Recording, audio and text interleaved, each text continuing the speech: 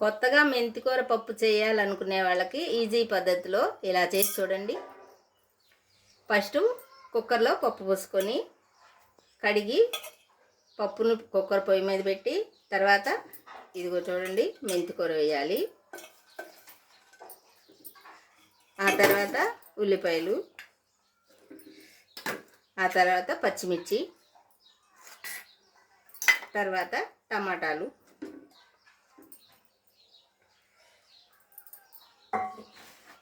తర్వాత ఒక స్పూన్ కారం,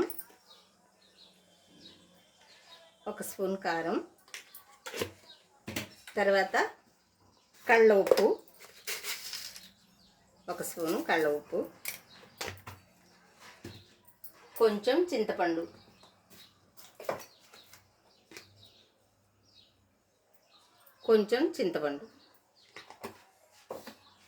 కొంచెం పసుపు అన్నీ వేసుకొని ఇలా మూత పెట్టేసి ఇప్పుడు స్టవ్ వెలిగించి